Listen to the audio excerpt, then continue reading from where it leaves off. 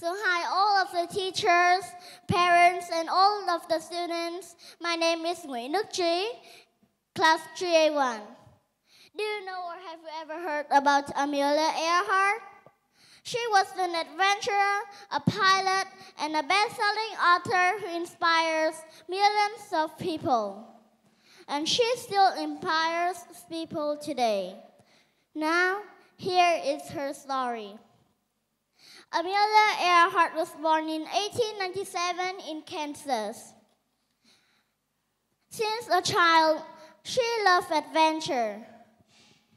As a young woman, Amelia became interested in airplanes.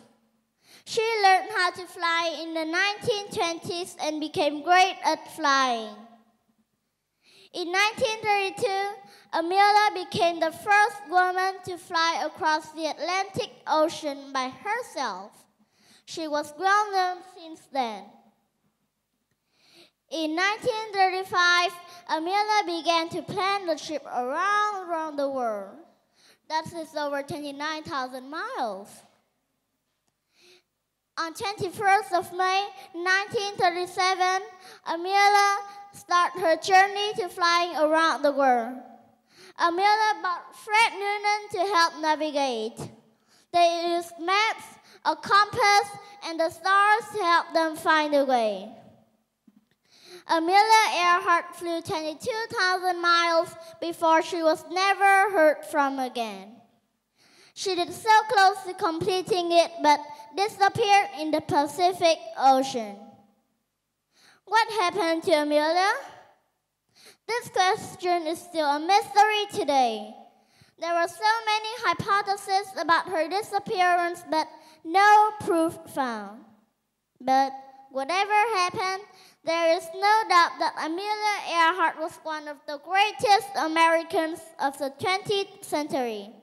She showed that everyone could fly, and women didn't have to live with limits. She also left many famous quotes that everyone could learn. She was a legend. Thank you very much for listening. Bye-bye.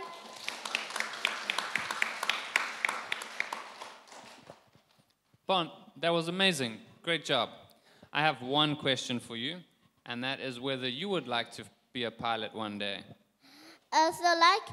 I also be interested in airplanes, and if I can in the future I can be a pilot, because I've loved to be too.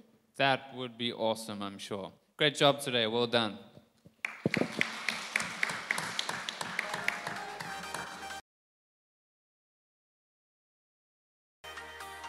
Hello everyone. My name is Sophia, and today I'm gonna be telling you the story of the rabbit and the tortoise. Hope you like my story very much.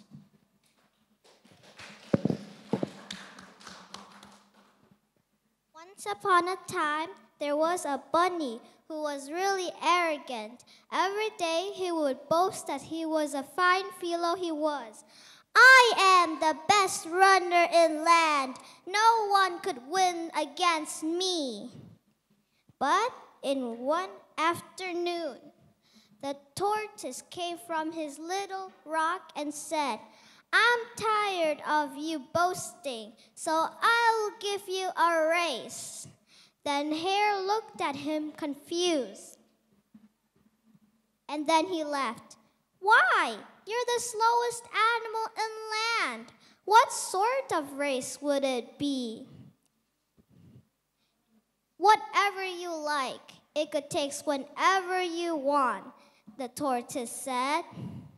So the day has finally come.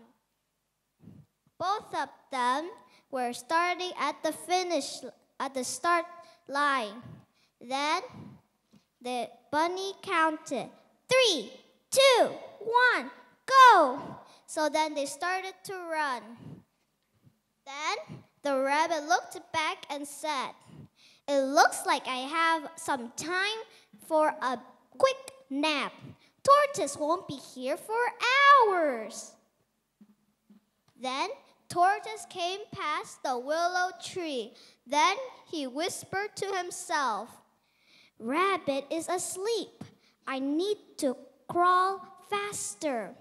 Then, at the late afternoon, everyone cheered Tortoise. Then the rabbit woke up and said, "What? How? How did Tortoise reach there so fast?" Then the rabbit ran fast as he could to the finish line. But he was too late. The tortoise has touched the finish line. Then the tortoise said, "Slow and steady wins the race."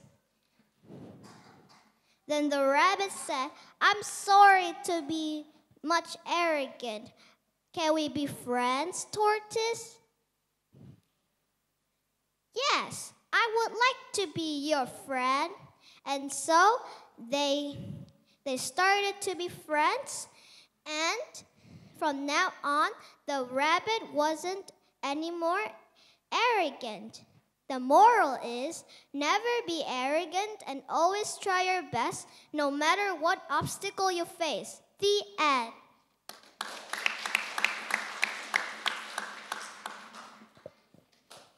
Great job, Sophia. Thank you for sharing your story today.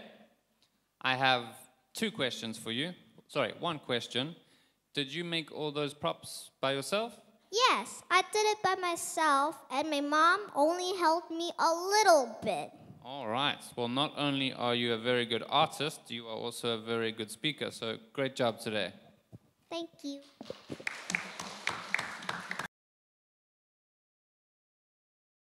Hello everybody, my name is Sam. I'm from class 3 and 4. Today I'm going to talk about my favorite topic is sleeping. I hope you enjoy it. Do you know that during the week I sleep very late and my mom had to say get up. But in the weekends I wake up very early and watch TV. Sleeping is one of the most important things for humans and animals. Humans at least have to sleep 8 hours a day. Animals have many different ways of sleeping to protect themselves. Some of these ways are very interesting.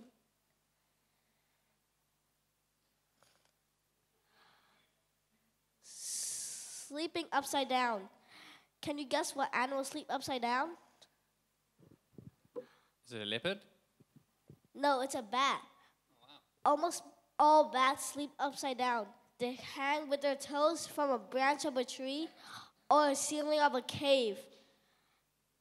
If they're in danger, they can just fly away. Sleeping the most and the least. Little brown bats win the award for sleeping the most. They sleep up to 19 hours. They are awake a few hours before the sun rises, and they will be awake a few hours before the sun sets. Sleeping the least. Giraffe win the award for sleeping the least. They lie their heads on top of their bodies or on the ground to sleep. Every few hours, they sleep only for 10 minutes. They're not safe for long sleeping routines because of their big body, and it takes a long time to get up. Sleeping with half of its brain. Dolphins sleep with half of its brain. The first half is to sleep. The second half is to breathe, protect, and look out for danger. Some ducks also sleep like these. These ducks are usually sleep in the line. The ducks on the both ends sleep with one eye open, and the middle ducks sleep with both eyes closed. Sleeping underwater. Seals need to breathe air, but that doesn't stop some of them. They swim deep down for 20 minutes to sleep. If they sleep near shore, like killer whales or sharks could murder them. I mean kill them. Some fish can make their own sleeping bag. Those fish are usually parrotfish. They make spit bubbles and then go into them. The spit bubble keeps them all still all night and prevents any predators from hunting them and smelling them. If a fish bumps into it, the fish that is in there can swim away. Sleeping while standing. Horses sleep while they're standing.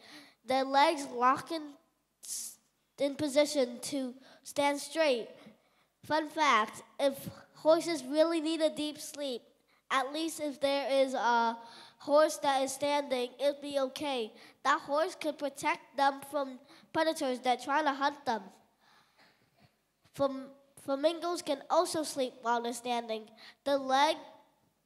One of their legs locks to stand still, and the other legs is to tucks near up to their bodies.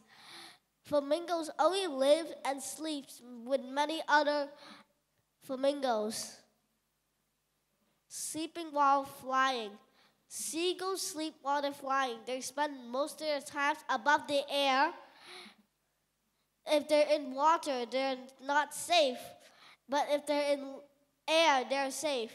They glide for many hours, and sometimes they sleep in them. Conclusion: which animal sleeping do you like the most? Is that a question for me? Yeah. It wouldn't be the giraffe because they don't sleep enough, I don't think. But let's see. Difficult question. Maybe the horses or the ducks. The ducks, because I think that they have somebody to protect them at all times. And you can take my turns. favorite is the dolphin. Dolphin mothers are so care for them that they stay awake for 2 months to just protect their babies. I have a question for you. Do you think you could stay awake for 2 months? No. All right. Great job, Sam. You did an awesome job. Thank you for sharing your story today.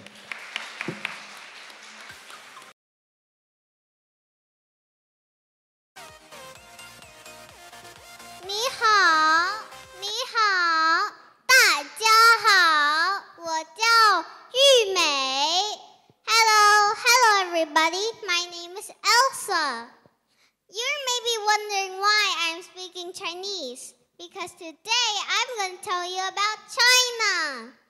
Pack your bags and let's have a great adventure to China. Let's start where it is. China is one of the biggest countries in the world. Along with Russia, it makes a big part of Asia. Many other countries share a border with China, including our home country, Vietnam. The capital city of China is Beijing. Beijing in Chinese is Beijing. The city is more than 3,000 years old. More than 23 million people live there. 1.4 billion people live in China. Lunar New Year is Chinese writing does not use English alphabet. Instead, they use thousands of characters that stands for words. Here's an example. 我喜欢猫和狗. That means I love cats and dogs. Lunar New Year is one of the biggest celebrations in China. People wear as lions and dragons. They believe lions and dragons bring good luck. The celebration starts at late January or early February. China has one of the oldest civilizations in the world. Experts think it began more than 5,000 years ago. And ancient Chinese people created many things we still use today. They were the first to create paper.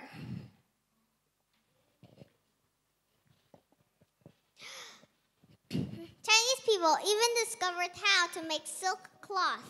Long ago, people from faraway places came to China to buy silk cloth. The road they used is called the Silk Road. The Silk Road was very dangerous. It has poisonous snakes, thieves, and robbers. And it's just like you're walking in the middle of nowhere.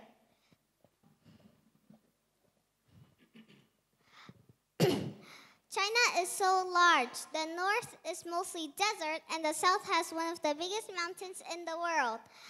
Can you guess what mountain is the biggest in the world? If we're thinking of Mount Everest, that means you're correct. Mount Everest sits on the border between China and Nepal. If you watch Kung Fu Panda, that means you know the Siberian tiger in it and the giant panda in it. Siberian tigers are among the largest cats in the world. Roar!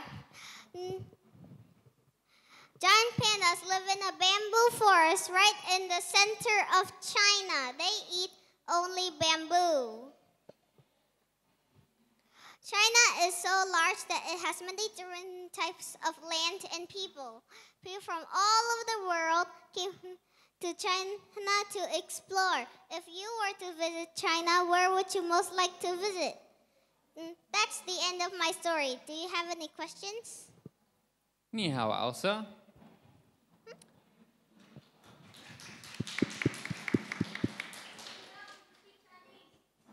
I only know how to say hello. Thanks to Elsa. Elsa, that was amazing. I learned a lot of interesting facts about China. And to answer your question, I think I would like to go to Beijing because it's the capital city. But my question for you is, have you ever been to China? Never. I never came there. I'm assuming that you would like to go someday? Yeah, I would like to. Which would be your favorite city to go to? I would like to come to the Great Wall of China. All right. Okay, well, thank you for sharing today. You did an awesome job. Thank you.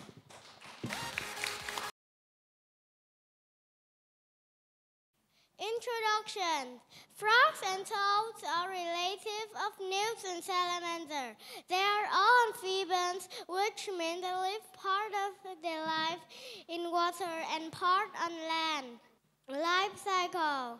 Most frogs and toads lay jelly eggs in water. The babies that hatch are called tadpoles. Tadpoles breed with gills, just like fish, and they live in water. Then they grow legs and arms. They disappear and they move onto land. Next page. The differences between frogs and toads. The frogs have smooth or slimy skin, but the toads have dry, bumpy skin.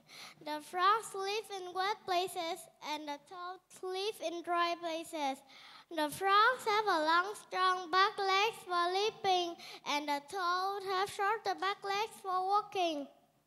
The toads, not yet.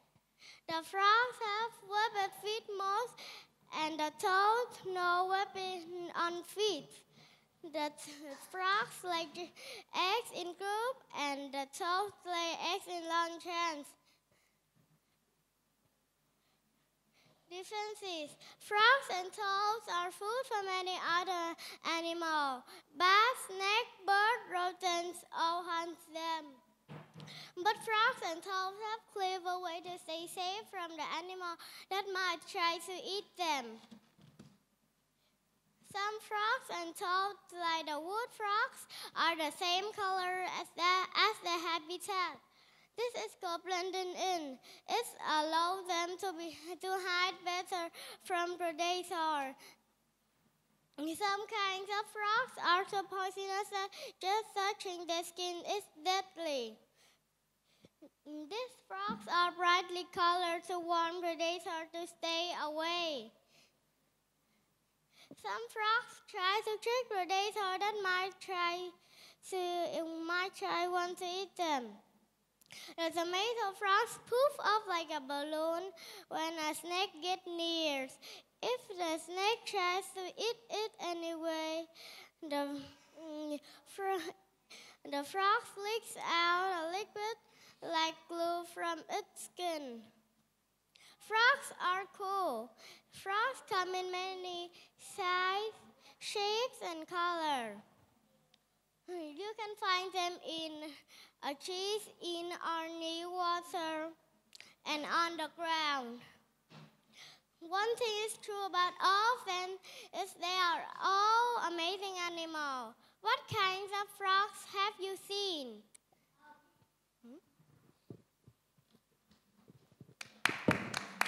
Thank you for listening to this present.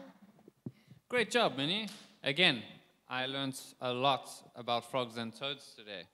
I don't have a favorite one, I must be honest, but I wanted to ask you if you have any favorite frog or toad. Nope, I don't like frogs, so. Okay, great job today. Well done.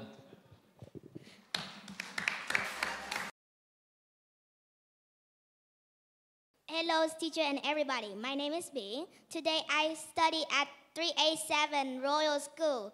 Today I'm gonna tell a story. Crow share a pie. Hi, Bien. Looking forward to listening to your story today. Once upon a time, a large crow flew over Mrs. McNulty's house. Looking down, he spotted a big, fresh baking pie cooling on the windowsill. Because pie was about his favorite thing in the world, he swooped down for a closer look. As he glided by, he could tell that nobody was home. He was so excited to see it was a cherry pie. Oh boy, delicious cherry pie, and it's all mine. Before he take a bite, a second crow looking at the beautiful pie. You don't intend to eat it by yourself, do you? Well, I was sure thinking I would, answered the first crow. Since I found it first, it's all mine. Don't be so selfish, replied the second crow. You can see it's not pie for two hungry crows. Besides, you feel far better sharing the pie, or you get a tummy ache from eating the entire thing. So how about giving something to me? The first crow took a few moments to think. I suppose so. It's a very large pie. How we can cut it? Let's just split it down the middle, asked the second crow. That way, you get one half, and I get the other half. It's fair if we get equal halves in a pie, isn't it? I suppose so, asked the first crow. Just after cutting, two more crows looking at the beautiful pie. How about being generous and sharing that lovely pie with some poor, hungry crows? The first and second crows glanced at each other, wondering whether or not they can share the pie. They finally agreed that sharing was a good thing, so they decided to split the pie with the other two crows. How we can cut the pie now? The second crow, being the smart of two, suggesting cut the half. One crow will have 1/4 of the pie. There, we have 4 equal pieces. Let's eat. But before the first 4 crows could even take one bite of pie, 4 more crows looking down the beautiful pie. They stare hungry at the pie. How about being generous and sharing that lovely pie with some hungry crows? There was squawking and cawing among the first 4 crows, but they too agreed that sharing was a good thing. So they decided to split the pie to the other 4 hungry crows.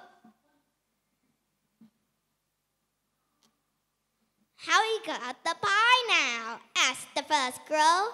The second crow said, no problem. We just cut the 4th half. One crow will have 1/8 of the pie. Sounds good to us, shouted all the crows. Now, let's hurry and eat our pieces of pie before we have to split them into smaller fractions. Each hungry crow gobbled down 1/8 of the pie and all flew up in search of more. Thank you for listening.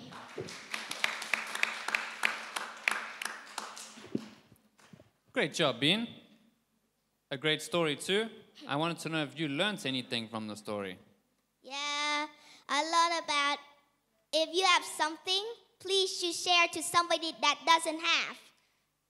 So that we have to be fair to somebody. I agree with you 100%. Okay, great job today. Well done.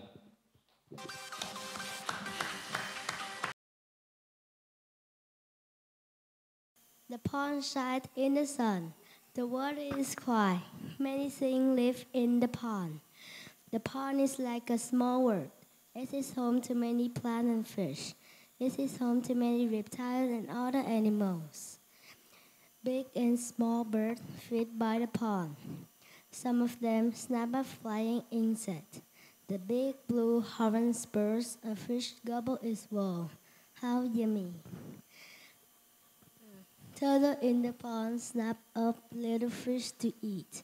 In the winter, the turtles sleep down in the mud. When it gets warm, they sun themselves on a big log in the water. Fish of many sizes and colors swim in the pond. They breathe under the water, down in the mud. Mama fish lay eggs. Later on, Baba fish watch the baby.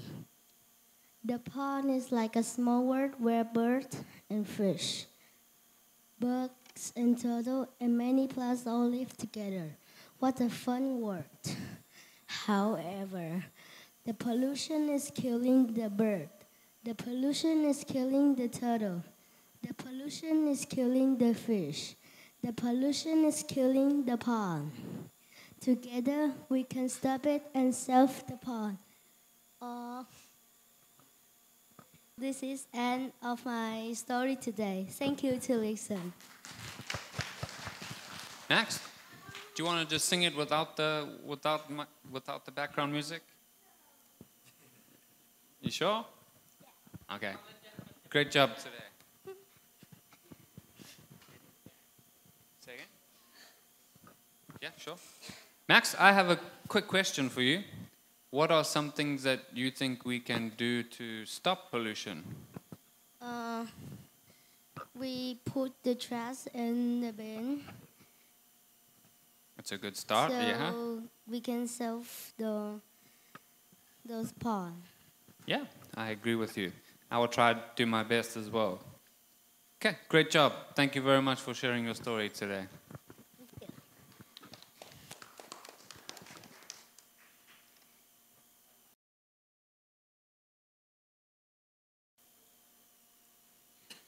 Monkey lived in a fine fruit tree. Crocodile took rest under the tree. Monkey greeted crocodile as his guest and offered crocodile fruit of the tree. However, crocodile deceived monkey to cross the river on his back to eat monkey. Fortunately, by his cleverness and become, monkey said, "Let me feed my herd, the best taste of all my part, but I left it back in my tree." And crocodile agreed to turn back a tree. Then monkey jumped off and climbed out of tree. And crocodile is so angry and it crossed the river out. By the story, we need to be calm and use intelligence. And we shouldn't judge in strangers. Thank you for listening my story.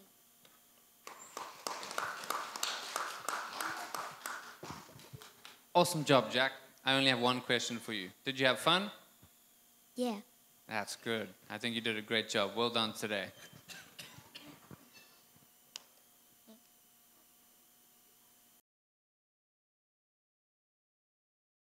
Once upon a time, there's a young boy named Jack who lived in the old house with his mother. Then his mother told him to sell cows. Then he found a strange man, wanted to trade magical beans. Then Jack decided to trade a cow for a bean. Then he accepted the trade. And then he came back home, then gave it to his mother. Then his mother wasn't very happy at all. She was actually very angry. And then she threw the beans outside of the house. Then she got disappointed. Then later, the beans grew into the massive beanstalk. Then Jack was curious, then climbed up the beanstalk, then discovered the enormous castle in the clouds. Then he knocked the wooden door of the castle. Then he saw the strange girl, the giant girl. Then she was kind. Then she told the giant woman, "Is he hungry?"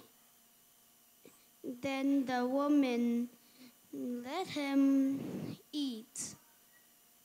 Then when he ate, he was happy and full. Then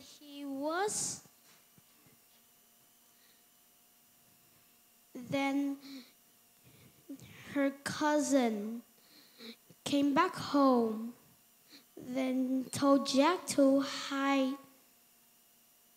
Then the giant said, "I smell some blood."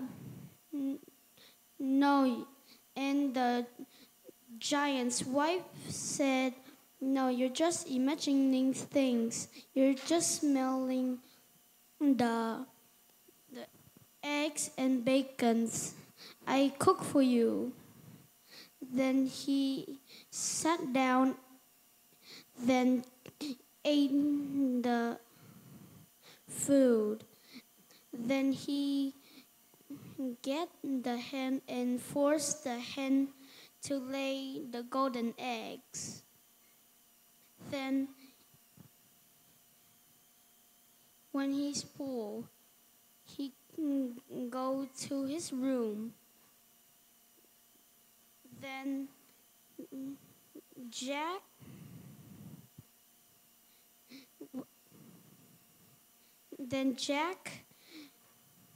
the hen talked to Jack.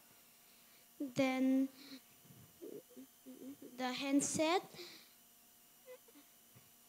"Please get me out of here. He forced me to lay golden eggs for dinner." Then Jack said, "Okay, let's be quiet. Let's escape quickly, or else the giant will be back." Then Jack and the hen escaped. Then he gave the hen to Mom. Then his mom was very happy. Then Jack said, "I will never force you to lay eggs." And then later he climbed up the beanstalk again. Then knocked the door again. Once the giant's wife came today. She's now not feeling good today. Now, and she said,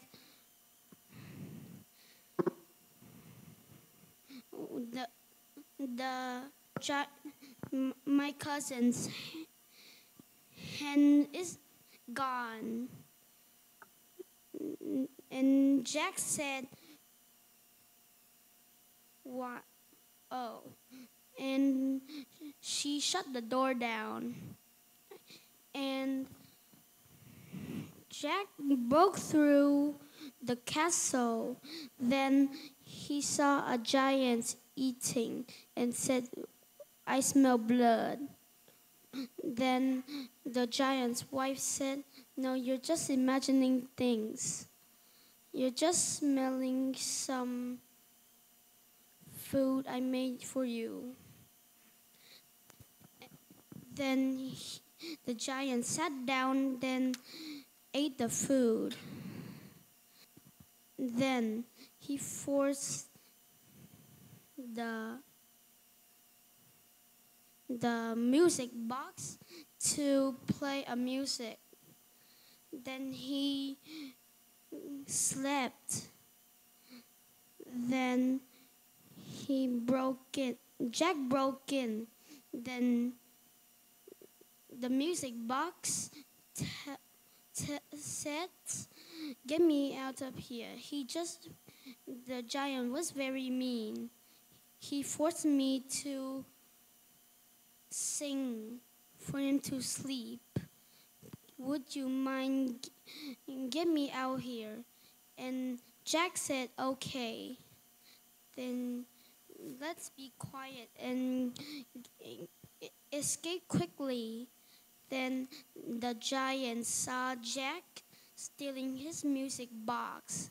Then the giant woke up. Then the giant chased him. Then Jack, due to Jack's intelligence, he told his mom to get the axe. Then his mom got the axe, then gave it to him. He used the axe to cut the beanstalk to cause the giant to fall and die. At the end, his mother and Jack lived happily ever with the hen and the music box. That's the end of the story. And I have 3 things I learned about this story.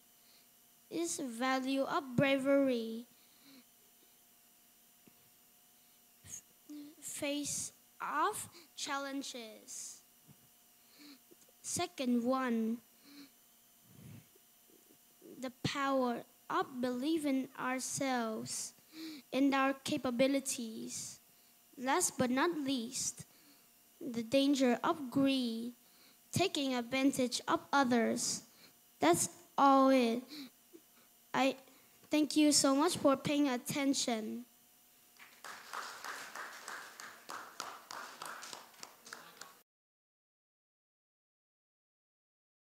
Once upon a time in a village has one shepherd boy.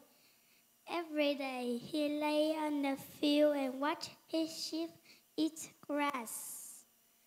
He takes watch the sheep from the hungry and drive them back to the village in the evening. Villagers took him to call if the wolf here. One day, he felt bored and decided to play a trick. He stand and said, "Wolf, wolf, help me." Hearing that scream, the villagers ran to the field and with a garden tools and shouted to help him. When the villagers came, they found no wolf. The next day,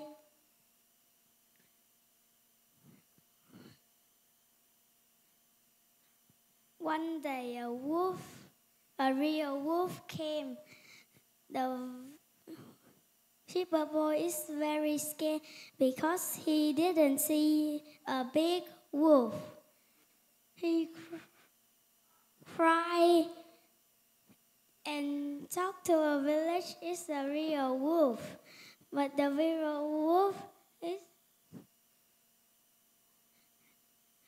is a real wolf, but the villager is not believe him. So the wolf is eat all his sheep. He sat on the field and cried so much because he know no liars are not believed even when they speak the truth. This is the end of the story.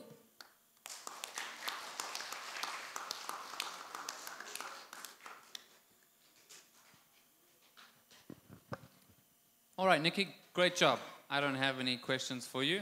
I think you shared some very good lessons from the story today. So thank you for sharing. Well done.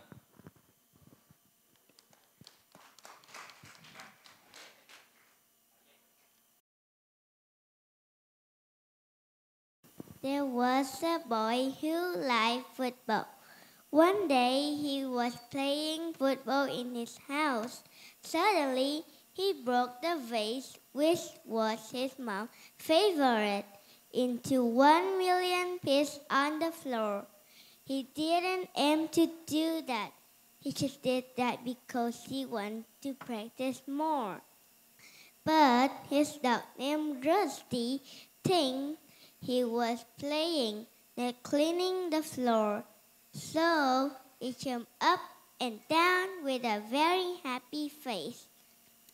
That gave him a bad idea that would blame his dog. Suddenly, he heard the key turn in the door. It was his mom. His mom asked, "Are you a good boy?" she asked, and patting his head.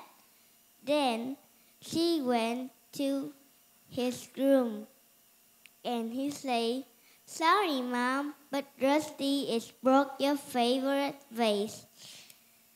Then she told him to take the dog to went outside.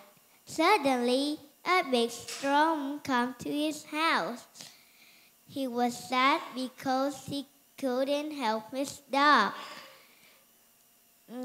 He thought for a while and he decided to say the truth to his mom. After that, his mom was happy again and told him to ask the dog to come back home. Through this story, I have learned a lesson that we shouldn't tell a lie because it will affect to others, make others feel unhappy.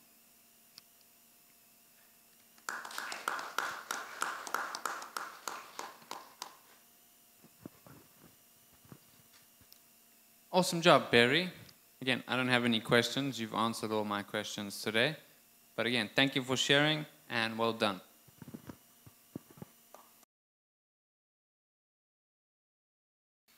Once upon a time, there's a little girl in the city. There's our family is in the world home, but the girl has to sell the march. Her name is the Little March Girl.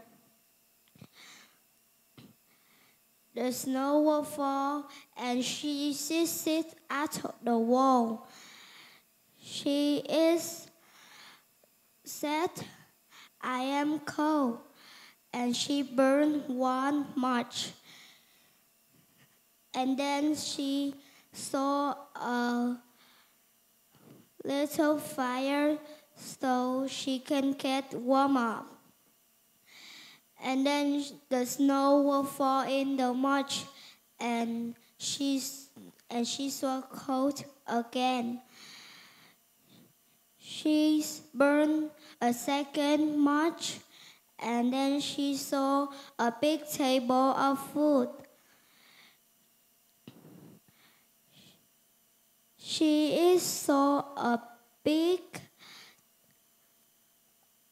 chickens in the middle of the table, and she saw a chicken is going through sheets, and she was hungry, but then the strong flow out the march, and then she was cold again.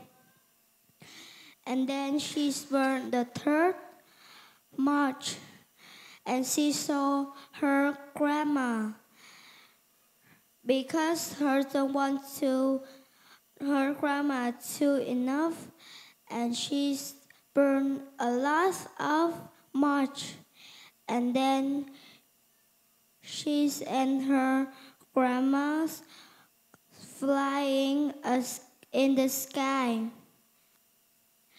The moral of the story is learn to love. Don't think if you give something away, doesn't space you anything. Be kind and charitable in real life. The second lesson is giving dreamings. This story, she's never become hustler.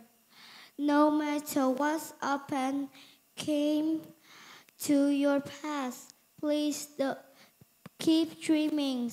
It's one the silver scar. One day you will win. Thank you for listening.